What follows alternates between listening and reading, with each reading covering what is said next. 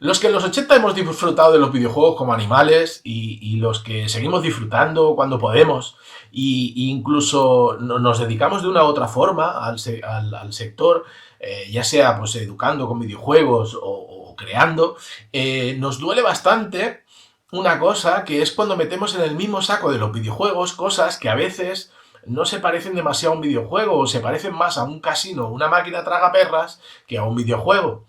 Y con todas el movimiento antimpantallero este que tenemos estos últimos años, al final se mete todo en el mismo saco y la verdad es que nos duele y es un tema de educación tecnológica, de educación digital. Y entonces por eso en este vídeo quiero hablar de un concepto que son los patrones oscuros, que son patrones de diseño que a veces este tipo de aplicaciones utilizan para mantenernos enganchados y hacernos hacer cosas que realmente no queremos hacer. Estos patrones oscuros son técnicas de diseño que nos llevan a hacer cosas que realmente no queremos. Son trucos a veces de marketing o a veces psicológicos que juegan con los sesgos mentales que tenemos para conducirnos a eso, ¿no? A hacer cosas que realmente no tenemos ganas y nos hace parecer que sí que las tenemos. Esto puede parecer que es una cosa vital para la gente joven, pero créanme que estos sesgos mentales son propios de cualquier ser humano y caemos los grandes y caemos los pequeños, caemos todos. Así que es muy importante educar en el análisis y en el saber encontrar cuando una aplicación nos está llevando por ese camino.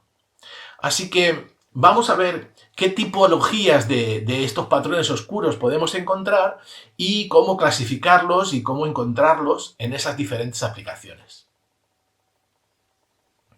El primer gran bloque de patrones oscuros sería el de manipulación temporal, que es ese bloque donde usan diferentes técnicas para mantenernos o para hacernos entrar en el juego cuando realmente no queremos. La primera técnica sería la cita obligada. Es decir, esos juegos que te obligan a entrar cada mañana o entrar cada día o a estar no sé cuántas horas del fin de semana. El siguiente truco sería el de la alerta, ¿no? Esos juegos que te envían mensajes de están atacando tu pueblo o entra ahora y tendrás no sé qué, ¿vale? Ese es otro truco también dentro de este bloque de patrones de manipulación temporal. El tercer truco sería el del grinding o el del farmeo, cuando te obligan a hacer una tarea repetitiva para conseguir alguna cosa o para que te aburres y acabas pagando. Y el segundo bloque dentro de este análisis de patrones oscuros sería el bloque de monetario, el de presión económica. En este bloque el patrón más conocido son las loot boxes o los cofres de tesoro. Estos cofres de tesoro o estas loot boxes son esos elementos que son como aleatorios, bueno, supuestamente aleatorios, ¿no? Que tú abres un sobre o abres un cofre o abres no sé qué y aparece un elemento que puede ser mejor o peor. Te hacen creer que hay una aleatoriedad detrás, pero no tendría por qué haberla. Y a veces, muchas veces, créanme que hay mucha ciencia detrás de esa supuesta aleatoriedad. El otro tema sería el uso de monedas intermediarias.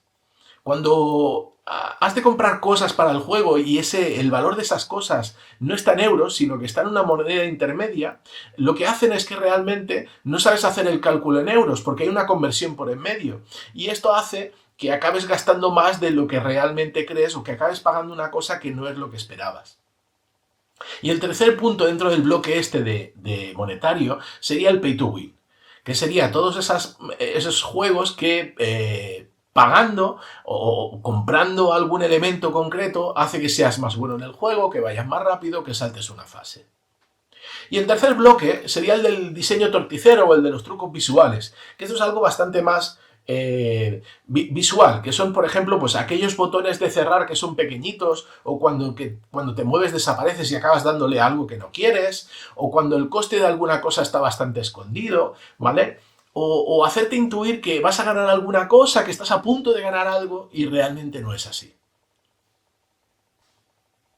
Así que ahora que ya podemos identificar estos tipologías de patrones oscuros, yo te incito a que si dudas de algún juego te hagas tres preguntas. La primera es, ¿el juego te ha obligado a entrar cuando tú realmente no querías?